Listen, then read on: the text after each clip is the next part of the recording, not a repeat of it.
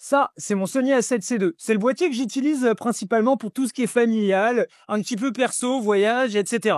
Et ça, c'est le boîtier qui va révolutionner ma pratique de la photo en 2025. C'est le Ricoh GR3, un tout petit appareil au capteur APS-C. Il a un look de compact, assez rétro, donc ça passe partout. Surtout, ça rentre dans une poche, et ça, c'est incroyable. L'objectif de ce Ricoh GR3, eh bien, c'est le 28 mm. Et avec le crop, je peux passer de 28 à 35 à 50, avec le crop, évidemment. Donc, c'est assez pratique. Il existe une version qui s'appelle le Ricoh GR-X, qui lui est en 40 mm. Donc après, vous pouvez cropper pour zoomer dans votre image. Alors, ce boîtier, il est tout léger. Le mien, il est équipé d'un filtre mist.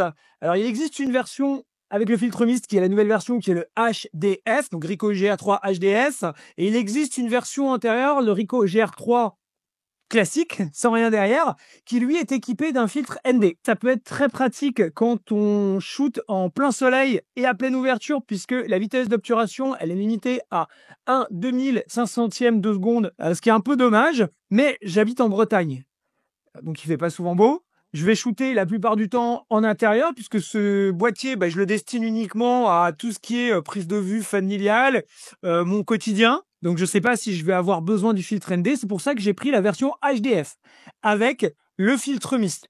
Alors le filtre mist, il marche plutôt moyen. C'est pas à la hauteur d'un Tiffen Black Pro Mist 1/8, et c'est pas non plus aussi mist qu'un Cinebloom 10%. Donc c'est quelque chose d'assez subtil. Par contre, on peut, si on veut, aller dévisser cette pièce-là et aller rajouter un filtre mist par-dessus grâce à une bague d'adaptation que la marque Nisi notamment propose. Mais après, ça agrandit la taille du matériel et du coup, le setup rentre plus dans la poche. Pour comparer, je vous ai mis le A7C II avec l'objectif 28 mm f2 de chez Sony. Et son équivalent, du coup, sur le GR3, eh bien, ça va être ce tout petit objectif de 28 mm. On voit qu'il n'y a pas photo, hein. En termes d'encombrement, c'est autre chose. Alors maintenant, on va faire un test de poids. Hop, on va comparer. On va passer tout le monde sur la balance. Ici, sur le Sony, on est à 721 grammes. Alors que sur le Ricoh GR3, on est à 254 grammes. Et encore, je l'ai laissé la dragonne. Quand on met le Ricoh GR3 à côté d'un boîtier Sony, ici le Sony A7C II, eh bien on se rend compte qu'il y a quand même des similitudes au niveau de l'interface physique et de l'organisation des boutons. On va avoir le même nombre de molettes, on va avoir la même organisation, le même placement des molettes, voire quasiment la même taille des molettes, et surtout on va pouvoir attribuer les mêmes fonctions aux molettes des deux appareils. Ce qui fait que quand on a un utilisateur Sony et qu'on passe sur un Ricoh GR3, eh ben on n'est absolument pas perdu au niveau de l'interface physique. Sur le Ricoh GR3, on a un menu qui est assez intuitif et c'est assez simple de s'y retrouver. Et puis on a accès à quasiment toutes les fonctions dont on a besoin. Alors c'est pas du tout le même type de menu que chez Sony et je le trouve quand même beaucoup plus simple à naviguer que chez Sony et beaucoup plus logique aussi dans l'ordre des items. Et on va avoir aussi la possibilité d'aller régler ici via le petit custom, d'aller régler des réglages qu'on va pouvoir appeler directement depuis cette petite molette ici, qui est la molette ADJ, qui est plutôt pas mal et qu'on ne retrouve pas sur les boîtiers Sony. Donc là, si je vais sur ADJ, eh bien moi j'ai réglé le focus sur l'appui 1, l'appui 2, je vais avoir le snap, le crop, etc. Donc comment ça marche? Eh bien tout simplement, je vais appuyer sur ce petit cran ici. Hop, la petite molette. Donc j'appuie dessus et ça m'appelle un petit menu en haut sur lequel je vais pouvoir naviguer. Et par exemple là, eh bien j'ai placé les réglages de focus puisque comme l'autofocus ne brille pas par sa réactivité, il va falloir pouvoir le modifier en temps réel en fonction de ses besoins et en fonction de la scène surtout. Donc on va pouvoir passer d'un autofocus automatique qui fonctionne pas très bien, qui va prendre tout ce qu'il y a devant et c'est pas terrible, Et on va pouvoir passer sur un autofocus précis, un autofocus avec suivi ou un autofocus continu qui est complètement dans les choux. Ou alors, on va pouvoir passer sur le mode snap qui est plutôt pas mal, qui nous ramène aux bases de la photographie au final quand on n'avait pas d'autofocus. Alors comment ça marche le mode snap? Eh bien, je clique dessus et là en fait, je rappuie sur snap sur l'ADJ ici, je vais aller sur mon deuxième réglage de snap et là je vais pouvoir régler la distance focale à laquelle se place mon sujet par rapport à mon objectif. Et donc là par exemple, là mon sujet est à 0,3, hop, si je vois que c'est pas encore ça, donc là par exemple si je la mets à 1 mètre, ben, vous voyez il fait le focus derrière. Hop, donc si elle n'était pas assez près. Donc là, j'ai 1,50 m, etc. Et on voit que en fait, ma zone de mise au point se déplace d'avant en arrière. Exactement comme ça le fait avec un autofocus. Simplement là, on choisit la zone de mise au point comme on pourrait le faire en tournant la bague de mise au point sur un boîtier si on était en mode manuel. Ça peut être assez intéressant dans certains cas, mais ça permet pas une grande réactivité, surtout si on est à pleine ouverture. Mais il est là et ce mode peut servir. Sinon, ce qu'on va avoir aussi d'intéressant, c'est la possibilité d'activer ou pas le mode HDF. Donc le mode HDF, hop, donc je baisse un peu les ISO. Le mode HDF, c'est tout simplement utiliser ou non le filtre mist. Alors, je vais vous montrer ce que ça donne, hein, tout simplement. Est-ce qu'il est efficace ce filtre mist? Alors là, moi j'ai un filtre mist sur mon objectif ici avec lequel je me filme. Je vais l'enlever. Il s'agit du Tiffen Black Pro Mist. Voilà, donc ça, c'est sans le filtre mist et ça c'est avec le filtre mist sur mon Sony A7 IV. Donc le filtre mist c'est le Tiffen Black Pro Mist 1/8. Alors maintenant on va regarder ce que ça donne sur le Ricoh GR3. Hop. Là, on va mettre comme ça. Donc là, j'ai le filtre mist qui est activé. Là il est désactivé. Là il est activé. Là il est désactivé. Activé. Désactivé.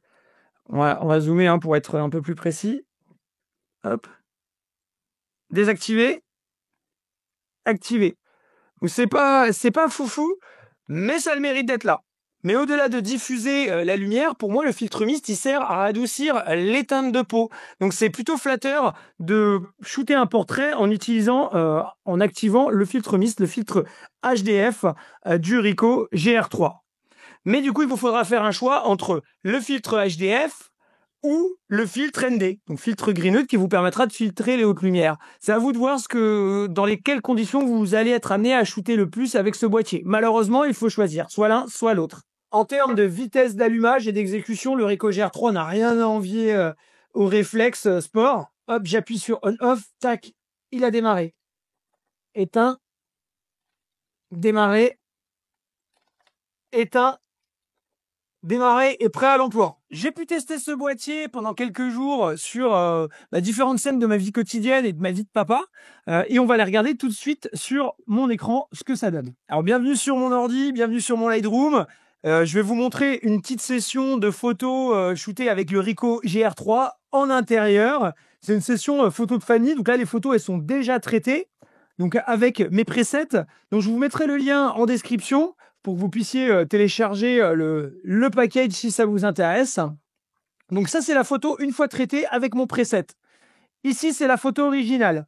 Alors là, vous allez me dire, ouais, ok, mais tu l'as pris de manière sous-exposée. Bah pas vraiment, en fait. Je comprends pas. Parce que la photo telle que je l'ai prise, elle était correctement exposée sur l'écran de mon Ricoh GR3. Et d'ailleurs, si on va voir directement ici sur les JPEG issus du boîtier, puisque j'ai shooté en RAW plus JPEG, bah on se rend compte que la photo, elle est correctement exposée. Et je comprends pas pourquoi, quand je la passe dans Lightroom, elle est clairement sous-exposée. Donc peut-être un problème de lecture de Lightroom.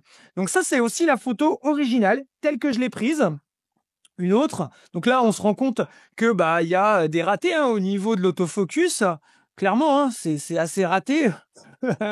Donc c'est vraiment le défaut du Ricoh GR3, c'est son autofocus qui part en cacahuète un peu dans tous les sens. Donc là, après, j'ai trouvé le bon mode d'autofocus. Je suis passé en snap focus qui me permet de passer un peu comme en manuel et d'avancer ou de reculer ma zone de mise au point. Voilà, donc voilà les photos sans traitement. Donc là, on voit que le mode HDF est activé, c'est-à-dire que le filtre mist est activé. Là, on le voit encore plus. Donc, ça crée une sorte de halo lumineux au niveau des hautes lumières. C'est quelque chose que j'aime bien et que j'utilise depuis pas mal d'années et ça fait son charme. Et ça a le mérite aussi d'adoucir les teintes de peau. Donc ça, c'est assez sympa. Voilà, donc là, toutes les photos originales, hein, toujours du Ricoh GR3. Alors, à savoir que les photos telles qu'elles sont prises là, donc j'ai une simulation de film que je rajoute dessus, qui est appliquée directement à la prise de vue sur les JPEG. Donc ça donne ce rendu qui est assez sympa, mais qui est pas aussi qualitatif que ce que je pourrais avoir avec mes presets. Donc voilà ce que ça donne quand j'ajoute mes presets. Et comme je vous disais, les photos, on a l'impression qu'elles sont clairement sous-exposées, ce qui n'était pas le cas à la prise de vue. Donc c'est peut-être dû à un problème d'interprétation de la part de Lightroom. Donc voilà, hein, avec mon preset, donc la photo avant et la photo après. C'est hyper malléable. J'arrive à avoir une cohérence visuelle avec les mêmes presets, les mêmes réglages que ce que je vais utiliser pour mes photos issues de mon boîtier Sony. Donc voilà la photo avant et la photo après. Et pour comparer ça, on va aller sur une balade en extérieur que j'ai réalisée l'autre jour. Donc ça, c'est avec le Ricoh GR3. Donc voilà, hein, la photo clairement toujours sous-exposée alors qu'elle me semblait correctement exposée à la prise de vue sur mon écran et sur mon histogramme. Pourtant, elle sort sous-exposée sur Lightroom. Donc voilà la photo sans le preset et la photo avec le preset. Ici, pareil, donc un portrait donc sans le preset, avec le preset, et même donc sans le preset, si j'augmentais, on n'arriverait pas à ce niveau, à ce que j'arrive à avoir grâce à mes presets. Donc hop, voilà, avant. Hop, je vais mettre là-dessus, tac, voilà le preset, comment je l'applique, hop, on va augmenter un tout petit peu, et voilà, bim, balaboum. Je vous mets les presets, le lien vers les presets en description. Donc là, j'ai pris une photo avec le Ricoh GR3, paysage tout simple. Si je zoome, c'est quand même plutôt bien défini pour du 24 mégapixels. C'est assez sympa. Il y a une sorte de grain qui est sympa. Donc évidemment, ça c'est la photo originale. Et voilà, là, la photo originale avec une exposition un peu plus haute. Donc quand on monte l'expo, on s'aperçoit qu'on a quand même... Bon, on n'a pas une énorme dynamique, mais c'est quand même pas mal. C'est quand même assez sympa. Hop, et donc là, je réapplique mon preset. Et pour comparer, eh bien, on va aller directement essayer de trouver une photo prise avec mon boîtier Sony, puisque j'ai pris exactement la même photo. Ça doit être celle-là. Voilà. Donc là, on voit qu'on est en RW, c'est le Sony A7C2. Donc là, la photo, eh bien, on n'est plus sur du 24 mégapixels, on est sur du 33 mégapixels. Donc là, c'est pareil, hein, sous-exposé dans Lightroom. C'est pas trop grave. Donc voilà, du coup là, on a exactement le même résultat avec l'application de mon preset. Et là, moi, ça, pour moi, c'est le jackpot. Depuis le temps que je cherche un tout petit boîtier rikiki que je pourrais, sur lequel je pourrais tweaker mes photos exactement pour avoir exactement le même rendu que ce que j'ai avec un boîtier Sony. Voilà, c'est le rêve, quoi. Bon, malheureusement, l'autofocus est clairement dans les choux, mais peut-être que je vais apprendre à le maîtriser de mieux en mieux et puis que je vais passer outre ce problème. Voilà à peu près tout ce que je peux vous dire sur ce petit boîtier qui est quand même formidable, malgré le fait qu'il soit pas exempt de petits défauts, notamment au niveau de l'autofocus qui est très très aléatoire. Mais c'est vrai que retrouver l'ergonomie, la disposition des boutons, qu'on peut retrouver sur un Sony A7 IV ou un Sony A7C2 sur un format aussi compact qui tient dans la poche et qui produit une qualité d'image qui est assez bluffante et surtout qu'on peut facilement matcher avec ce que produit un boîtier Sony, c'est un avantage et non des moindres. Alors ce boîtier, je le garde et je peux vous dire que je vais en shooter des photos.